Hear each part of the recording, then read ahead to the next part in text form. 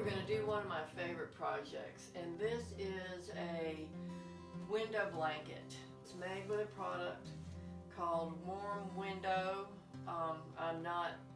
This is not a paid endorsement for this product. I've been making window blankets for years and just recently found this product which makes the process so much easier.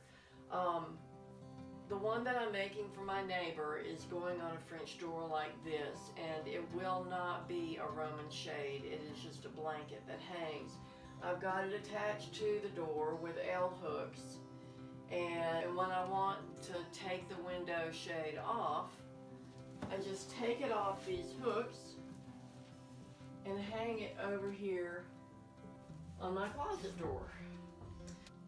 If I were going to do it on a window that I wanted to raise and lower, I would be doing it like this, with strings and hooks on the back.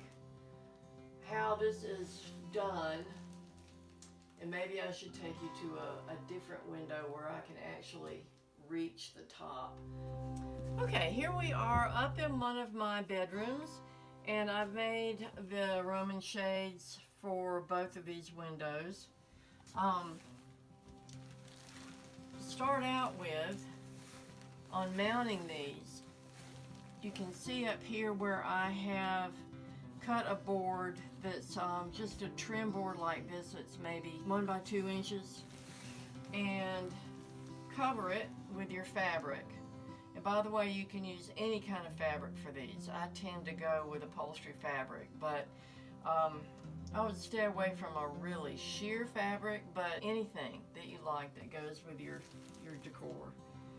So you put the board up, and then I've got screw eyes that correspond with where the rings are on my curtain, here and here. And then I've got another screw eye over on this end to hold all the strings off to one side. So you can pick which side of the curtain you want to be drawing your curtain up and down from. And there is a rod. Let's see if I can get this rod out. It's just a steel rod from the hardware store. This one is maybe a 1/4 of an inch in diameter, something that will give it some weight so that when you loosen it up, it falls down evenly. It will drop nicely and raise up nicely. Okay, here's the kind of thing I use to hold the curtains up. This is a decorative drawer pull. Oh man, they have lots of fancy decorative drawer pulls at places like Hobby Lobby or Pier 1 Imports or World Bazaar. And they usually come with a screw that goes through the back of the drawer and into your pull. But here I want to put it into the wall. So I get these hanger bolts that are bolts on one end and a wood screw on the other. They come in a lot of different sizes, and your drawer pulls are different sizes as well, so you need to make sure and take your drawer pull to the hardware store when you look for these. But you screw that into the back, and then you can just screw it into the wall. Hopefully there is a stud behind where you're screwing. I have put it on the actual trim of my window in the past, but because I was making both these curtains to the same thing, I decided to put it in between the windows. Now, if I loosen this one up, I've got knots in it so that I have preset places that I can hang them. So that bottom, that one is like halfway down. And then if I pull it up to the next knot, that pulls it all the way up.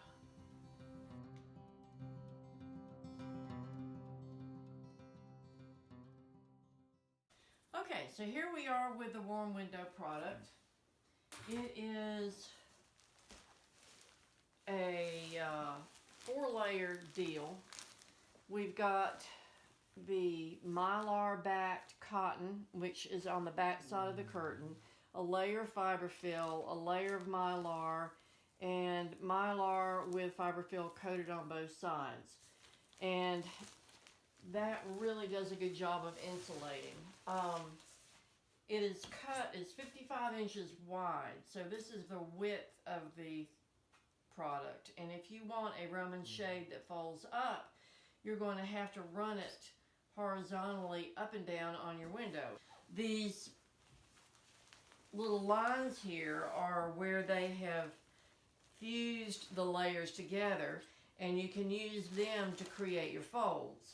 Now I am making a 29 by 72 inch window curtain. So what I'm going to have to do is take two widths and sew them together at the selvage edge, which these are technically the selvage edges. And I'm going to make sure that I connect very close to this line, because if I were making a pull-up shade, a Roman shade, if you do it halfway down, then it isn't going to draw properly. Like the lines will not be where you want your folds, because there will be one in the middle that's not the same width as the others.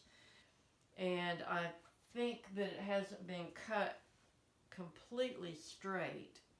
So it's going to be a really easy task of lining the straight edge up with this horizontal line and just drawing a nice straight line there. And we can see that it is pretty off. Now I've cut out one length, and I'm going to line the edge up here. I've already got a straight edge because this is the edge that I cut. And all that's left here is to cut that edge off over there.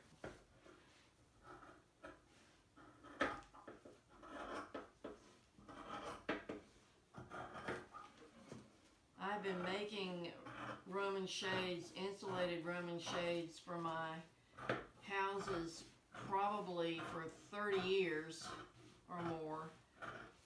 And at first I was doing it like a regular quilt. Actually, I made tack quilts and used them as Roman shades. But this is so much easier.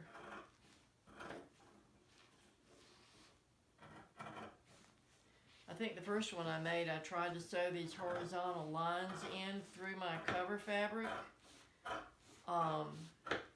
Just using fiberfill as a liner. Oh my goodness, it pulled every time I made a turn, it pulled a different way because I wasn't patient enough to baste it, I suppose. Okay, now we have a long length here, and the next thing I'm going to do is sew these together. So we're going to put right sides together, and I will sew right up close to that line on both these layers. And I really only want to sew through the cover fabric layer. So I'm going to pin them together here. Okay, so what I've had to do here is I've pinned it right on that line. Originally, I was just going to sew the outer layer, but my machine doesn't like to sew over these extra layers halfway. And so I cut away the back side. And now what I'm going to do is just sew right down this dotted line. I haven't cut this off close because I've realized through making this mistake several other times that you want this to overlap. You want the layers to overlap each other so that there isn't a gap in the insulation. I did a curtain where I connected it in the middle of a fold at one point, and then I cut away all the excess, and it laid down really nice and flat. And when I put it up on the window, there was a big bare spot with a light shining through where that seam had been. So this time, if I trim some of this away, which I will trim some of it away, I will be extremely careful about how I do it. So this is what we have. We've got the 2 layers and then all this extra insulation. And I'm going to cut these off in layers. I think I use a smaller pair of scissors. Might be more appropriate. I'm going to cut this one off pretty short.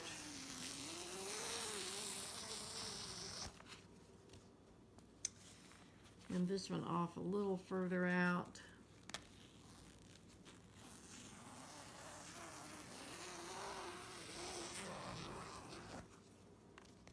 And then we've got this layer. I'll probably cut this one off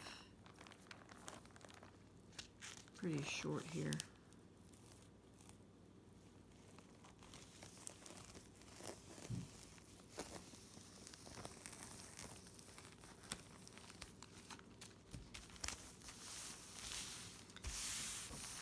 And then I'll flip it over because I don't want to actually press on this, and press it from the front side.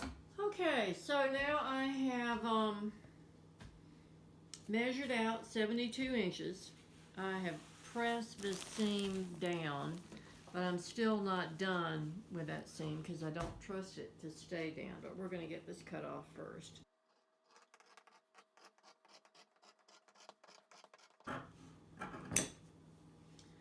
Okay, so this extra piece will be for another project.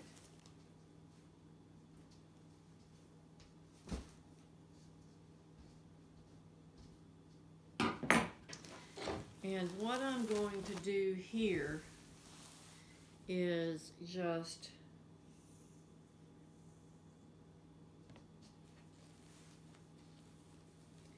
hand sew it, not going all the way through to the other side, but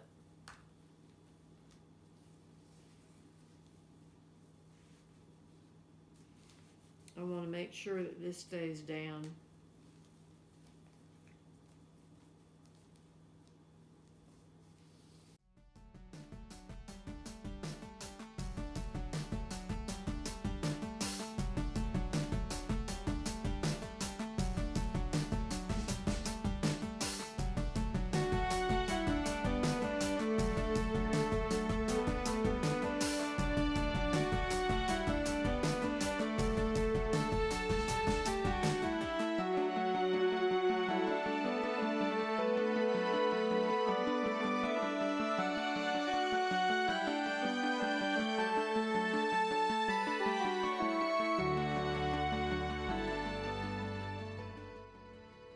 We're just using the curtain that she had on the window before,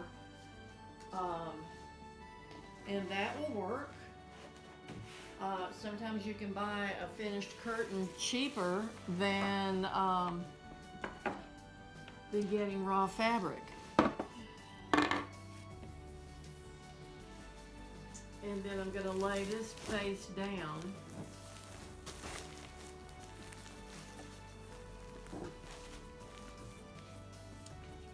And I do believe I need to trim the seams. I'm going to take the seam off of that curtain. Actually, yes. I'm going to cut off everything so that I'm down to just fabric here.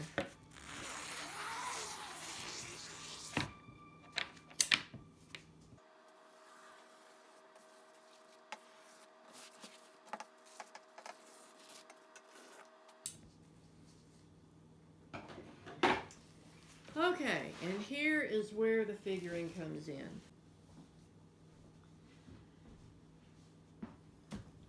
Well, what I need to do is I'm going to make it an inch longer at the top, 2 inches longer at the bottom, and 2 inches longer on each side. But to cut it, I'm pinning these edges together, and then I've got my inch at the top, and over here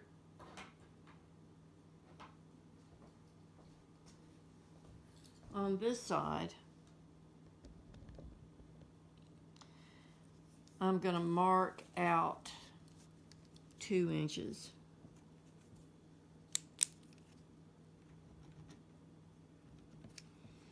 Two inches bigger.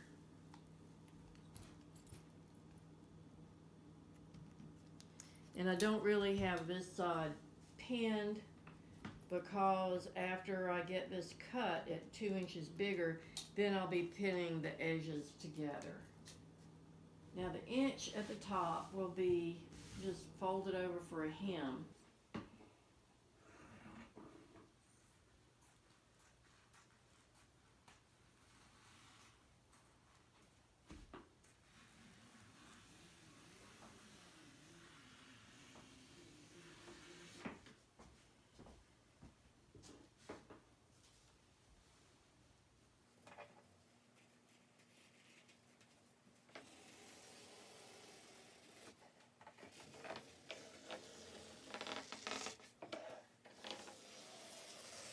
This fabric, it just cuts without even having to work on scissors.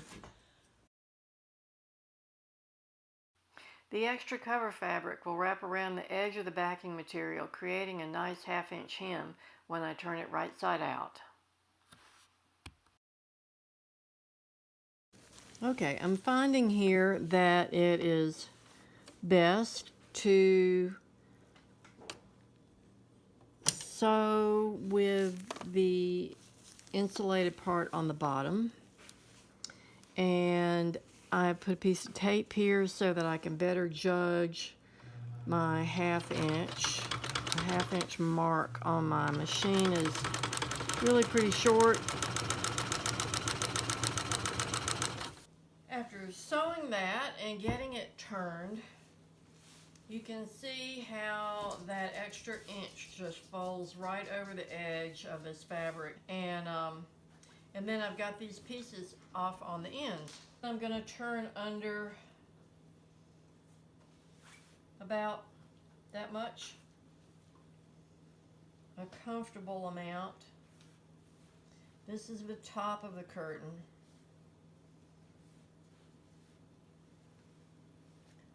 I'd say we'll measure that. I'm thinking it's 1/4 of an inch, but I left myself an inch up there, so maybe it's a 1/2. Anyway, at the top, turn it about halfway down. At the bottom, I turned it down. I've already done the bottom, and I turned it down about the same amount, but it was much bigger, and it made a nice wide hem.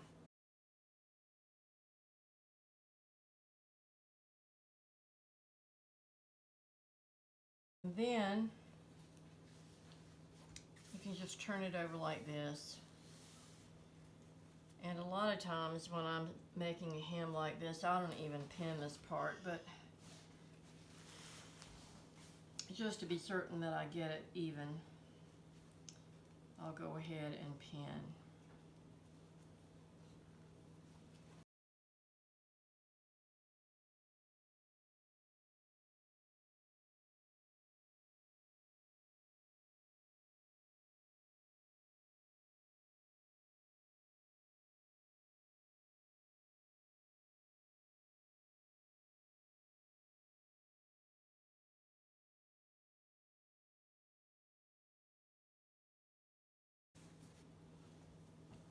Okay.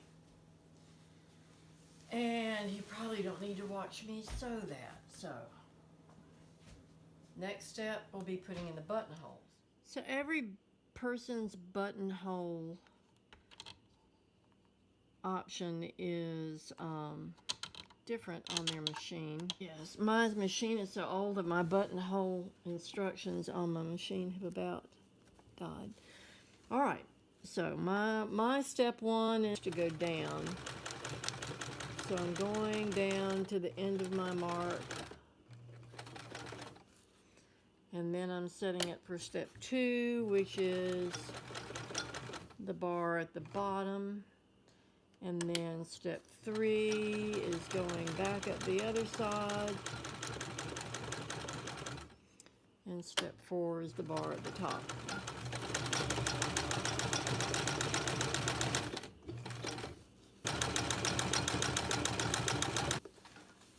And there you have it, a buttonhole.